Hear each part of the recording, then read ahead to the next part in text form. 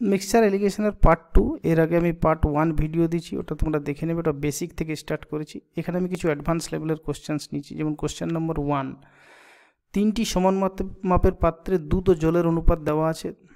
ওই 3টি পাত্রের দুধ একটি বড় পাত্রে খালি করা হয়, তাহলে বড় পাত্রের দুধ ও জলের অনুপাত কি হবে?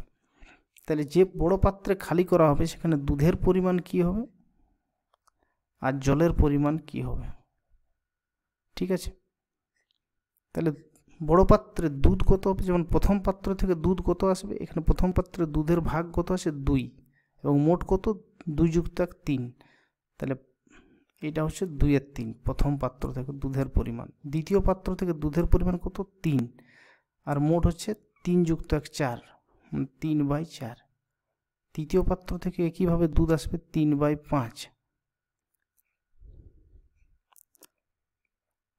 জলের পরিমাণ কত? প্রথমটাতে 1/3, দ্বিতীয়টাতে 1/4, তৃতীয়টাতে 2/5। ব্যাস, এটা ভগ্নাংশে যোগ করে দেব।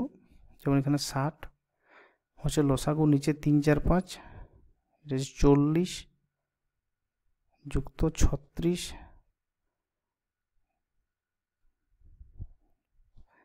এই 40 যুক্ত এটা 45 যুক্ত 36,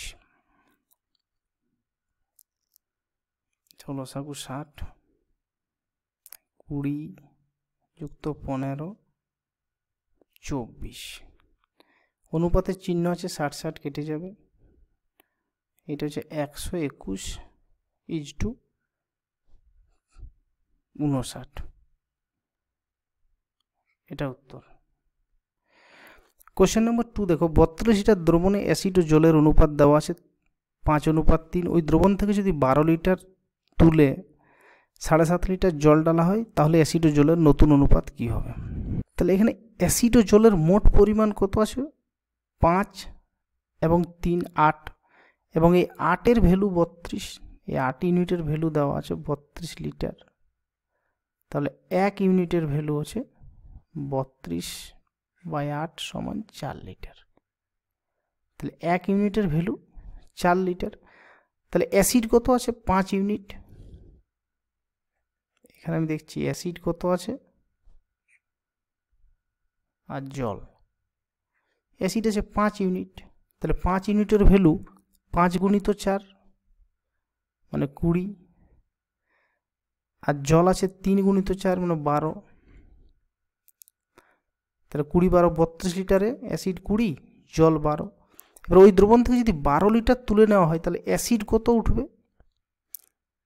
অ্যাসিড উঠবে, অ্যাসিডের পরিমাণ আছে 5, কত ভাগে? 8 ভাগে 5 ভাগ। যেমন এখানে 5 আর 3 আছে, মোট 8।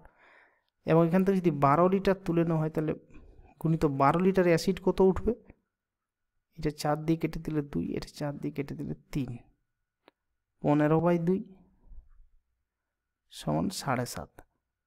তাহলে 7.5 অ্যাসিড উঠবে। তাহলে অ্যাসিড মাইনাস হয়ে যাবে 7.5 যখন আমি 12 লিটার মিশ্রণ তুলে নেব। তাহলে অ্যাসিড যদি 7.5 মাইনাস হয় 12 লিটারে, তাহলে বাকি অংশ, অর্থাৎ 12 লিটার থেকে বাকি 4.5 লিটার জল মাইনাস হবে, কারণ 12 লিটার তুলে নিচ্ছি। তাহলে অ্যাসিড যদি 7.5 লিটার মাইনাস হয়, জল 4.5 লিটার মাইনাস হবে। কিন্তু পরে আবার 7.5 লিটার জল ঢালা হয়, তাহলে জল এখানে আবার প্লাস হচ্ছে 7.5 লিটার। এরপরে দেখো অ্যাসিড আর জলের অনুপাত কি হচ্ছে, এটা হচ্ছে 12.5, এটা হচ্ছে 15। তা 12.5 অনুপাত 15। এটাকে যদি সিম্পলিফাই করা হয়, তাহলে এটাকে 125 লিখতে পারি 10 দিয়ে গুণ করে। 10 দিয়ে গুণ করলে এটা 150। এটা 25 দিয়ে যদি কেটে দিই তাহলে 5, এটা যদি 25 দিয়ে কেটে দিই 6, তাহলে এটা হচ্ছে 5:6।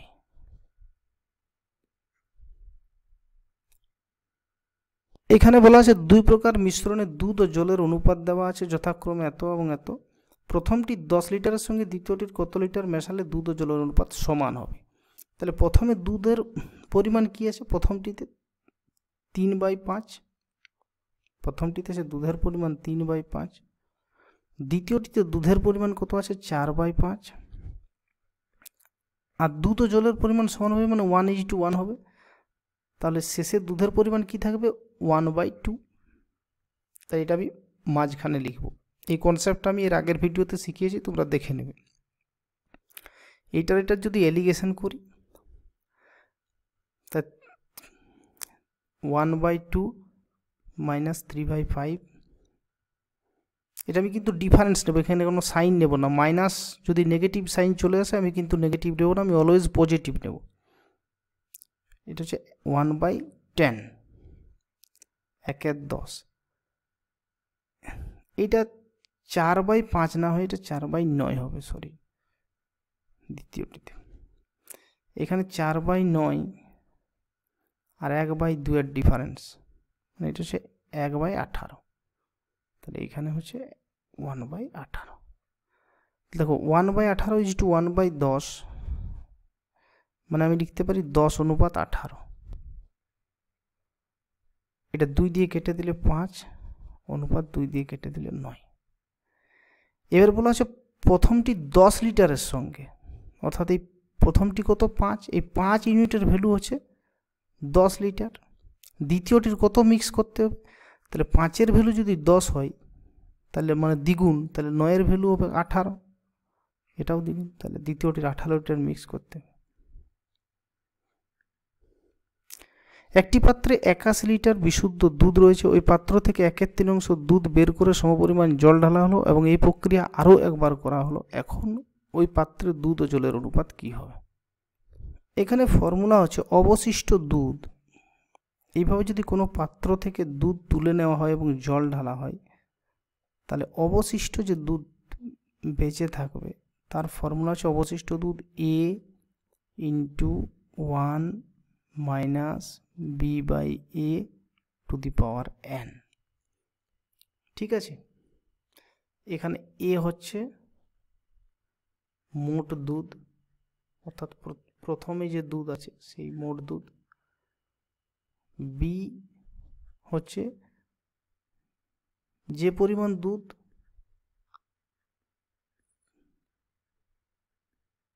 তোলা হচ্ছে, দুধ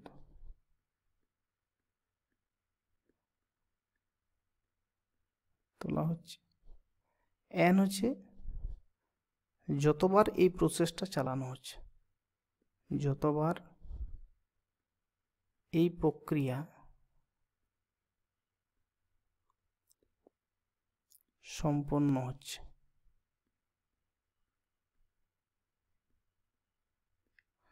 তাহলে দেখো এখানে A এর ভ্যালু হচ্ছে 81 লিটার দুধ ছিল প্রথমে, 1 এর ভ্যালু তো 1 কনস্ট্যান্ট।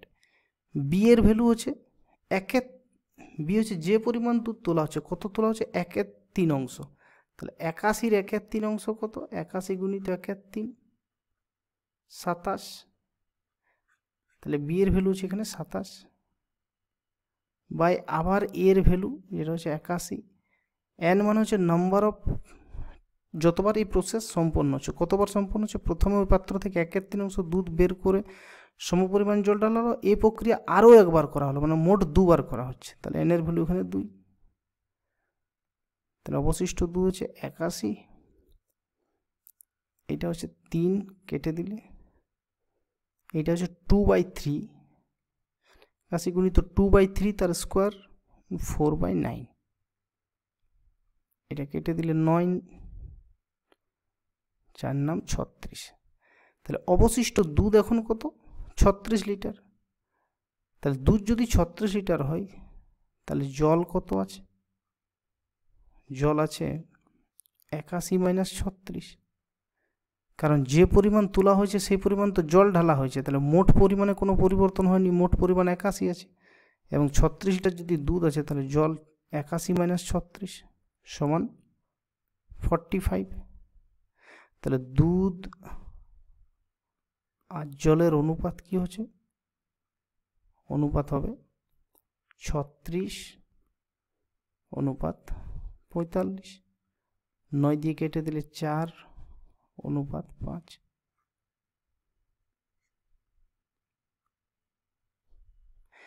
একটি পাত্রে অ্যাসিড ও জলের অনুপাত যথাক্রমে 7 অনুপাত 5। ওই পাত্রটি থেকে 9 লিটার মিশ্রণ তুলে সমপরিমাণ জল ঢালা হলে অ্যাসিড ও জলের অনুপাত হয় 7:9। প্রথমে পাত্রটিতে অ্যাসিড ও জলের মোট পরিমাণ কত ছিল? দেখো, কোনো পাত্রে মনে করো এখানে চিনি আর জলের দ্রবণ আছে একটি পাত্রে, এবং এখান থেকে যদি কিছু পরিমাণ বের করে নেওয়া হয় দ্রবণ, তাহলে কিন্তু চিনি আর জলের পরিমাণ এটাতেও সমান থাকবে, এবং যে পরিমাণ বের করে নেওয়া হবে সেটা তো চিনি ও জলের অনুপাত কিন্তু সমান থাকবে। এমন নয় যে তুমি কিছু পরিমাণ বের করে নিলে এখানে চিনির পরিমাণ কমে যাবে, হয়তো শরবত কম মিষ্টি হবে, এই ধরনের কিন্তু হবে না, অনুপাতে কোনো পরিবর্তন হয়নি। ঠিক আছে, তো অ্যাসিড ও জলের পাত্র থেকে যদি 9 লিটার মিশ্রণ তুলে নিই, তাহলে অ্যাসিড আর জলের অনুপাত কী হবে?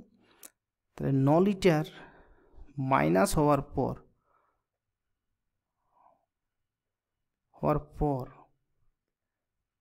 অ্যাসিড